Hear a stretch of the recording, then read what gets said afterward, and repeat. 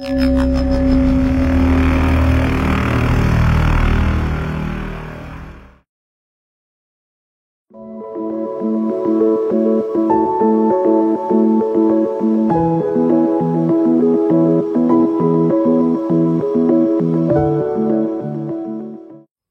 and welcome to the channel. Well, here's a tasty one for you. If I was to tell you that 7 people died in an incredible accident caught live on TV in front of millions, and if I was to tell you one of the 7 killed has a doppelganger that is still alive today, nothing amazing or weird about that, right? But what if I told you that 6 out of the 7 have doppelgangers that are still alive today? What if I told you that 6 out of the 7 have doppelgangers that are still alive today and have the same name?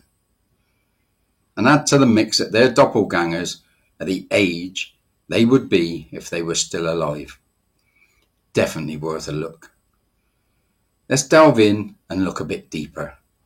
Welcome to Dot 11 in the series. Today we are going to look at the 1986 Space Shuttle disaster. Bear with me on this one, and please don't think I'm disrespecting the dead, because the proof is astounding. After being delayed twice, on Tuesday the 28th of January 1986, the Space Shuttle Challenger was launched from Florida. Just over a minute into flight, 73 seconds to be exact, and at 48,000 feet, the Challenger exploded, breaking apart and throwing debris into the clear winter sky. NASA say it was due to a malfunction in a booster engine. This allegedly killed all 7 crew members. It looked convincing because it did actually happen.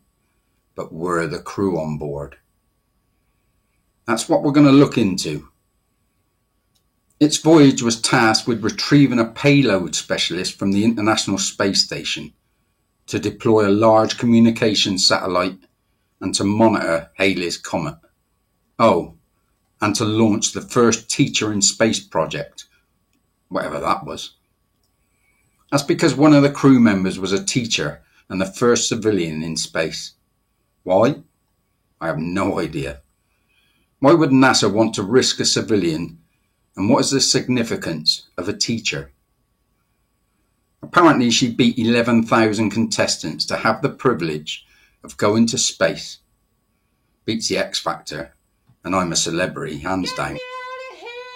I can't carry on with this dot until I disclose one other thing. Remember how I keep harping on about how they, the elite, the liars, use children a lot. Use them as a first call to promote their propaganda and lies, because they, the children, are the most vulnerable and easiest to corrupt in our society. Well, this launch, the Space Shuttle Challenger, was the first to be broadcast live into schools across America. The children got to see the disaster firsthand and all the evil lies and deceit that followed. Would they question anything about it when they got older? I doubt it very much, because they saw it firsthand. You can already hear them when they're older. But I was there. I saw it. What a traumatic event for kids to see. That's NASA for you. Plus, NASA knew the dangers of launching while the weather was so cold on the day. They had been advised to delay it yet again, but chose to ignore it. Did they know there was no one on board? Did they use this as a propaganda tool yet again? If they are deemed to be fallible, NASA that is, it must be true, right? Now, whilst extensively researching this subject, I noticed one curious thing. Most of the deniers, and how they can deny it beats me, as you will see, but most of the deniers, when they try to debunk this ploy, say it's only flat earthers that start this conspiracy. How strange. Are they trying hard to cover this up again by using folk who have exposed the flat earth? Use them as scapegoats for another bumbling devilish lie? How did they think they could cover this up? The 6 of the 7 crew members are still alive and still living, even under their original names. Keep watching and the definitive proof and photos will drop your jaw. Now, NASA have never found the need to contest the revelations. that the crew members are still alive. All they say about the matter is that the people found are just doppelgangers. Right. Doppelgangers with the same name too. Them pesky flat earthers are at it again. We're safe. It's okay. People won't believe them. They, meaning NASA, love the big odds. The chances of someone having an incredible lookalike and them having the same name must be millions to one. But 6? Wow. The odds on that must be bigger than 3 men landing on the moon in a tinfoil spaceship. Right, let's have a look at the cast. First up is electrical engineer, pilot, software guru, and biomedical engineer Judith Resnik. Allegedly the 4th woman in space and the first Jewish woman to fly in space. Why they have to mention religion? She was 36 years old at the time of the 1986 launch. Now the woman on the left is also named Judith Resnik. She is the age that astronaut Judith Resnik would be if she was still alive today. What do you think? You've got to admit the resemblance is incredible.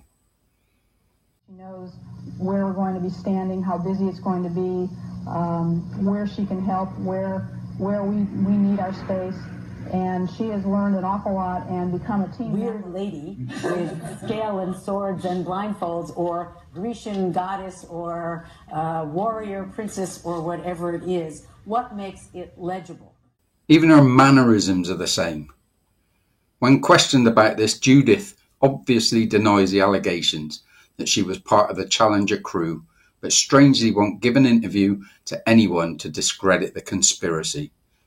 How easy would it be to put it to bed with just an interview or some proof from her background?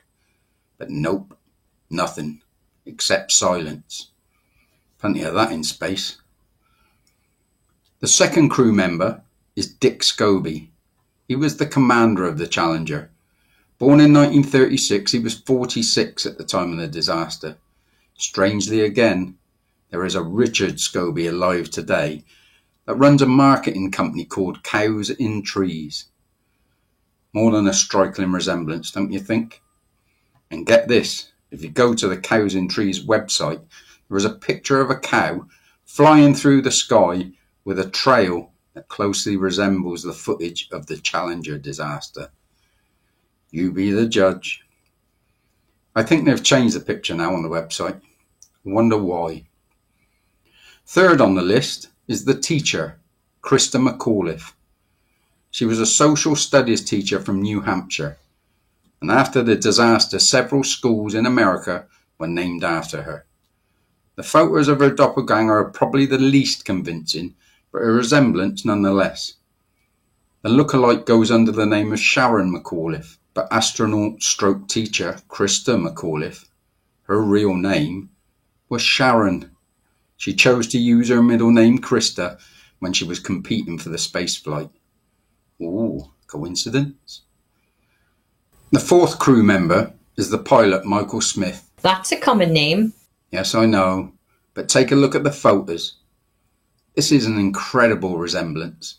Same facial structure, same kind of nose, and very, very apprehensive when approached.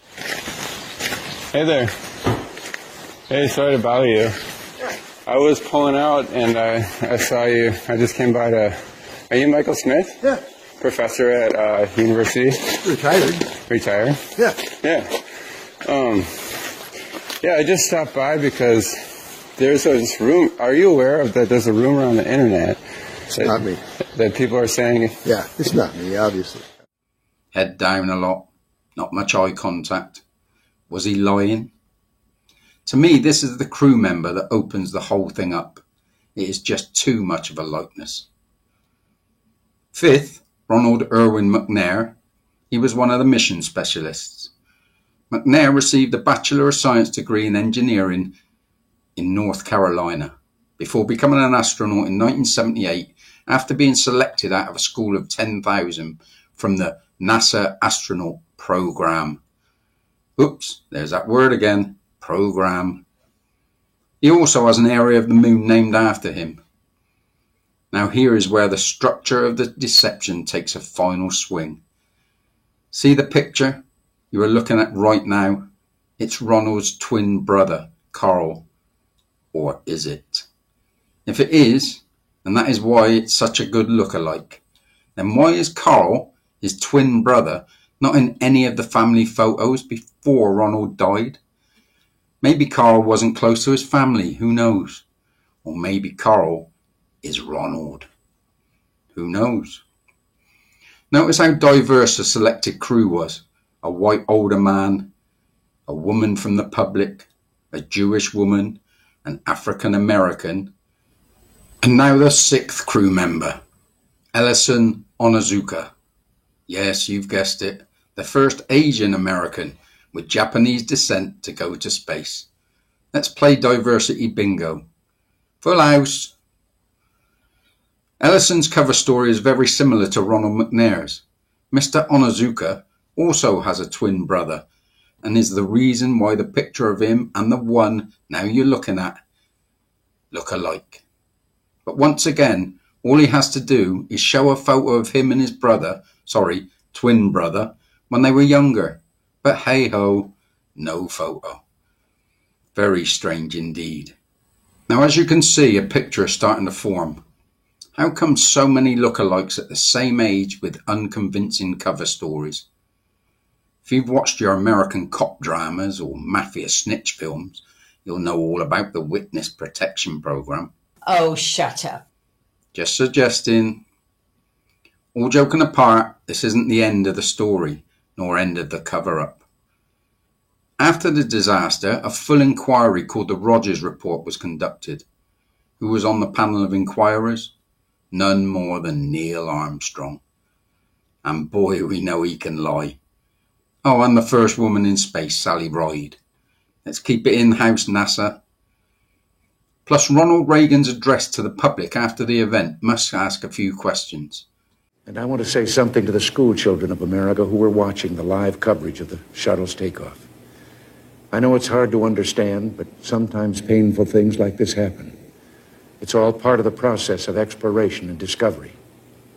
It's all part of taking a chance and expanding man's horizons. The future doesn't belong to the faint-hearted. I've always had great faith in and respect for our space program, and what happened today does nothing to diminish it. We don't hide our space program. We don't keep secrets and cover things up. We do it all up front and in public. How he addresses the children that watched it from live feed. How he assures the public that NASA never lies. Strange. Did someone tell him that NASA lies then? Why would you say that to the public unless, of course, they do lie and he wants to hide it with assurances? In my opinion, the 1986 Space Shuttle Challenger disaster was nothing but a publicity stunt. An advert, if you will, proving that NASA can make mistakes.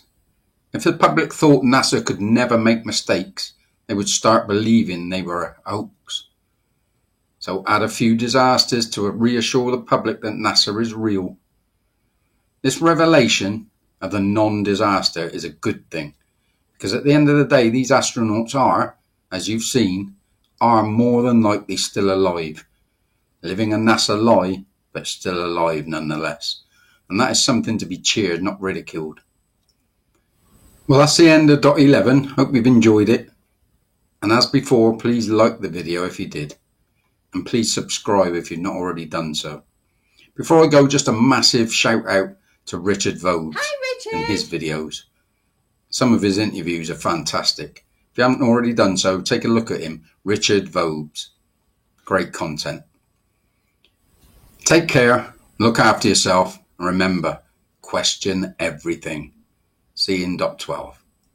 This is shuttle launch control at T-minus 2 hours, 28 minutes and counting. Here comes the 51L flight crew boarding the elevator for the second time in 2 days, ready to depart with Julie Resnick, Ron McNair, and pilot Mike Smith, followed by Krista McAuliffe, teacher in space.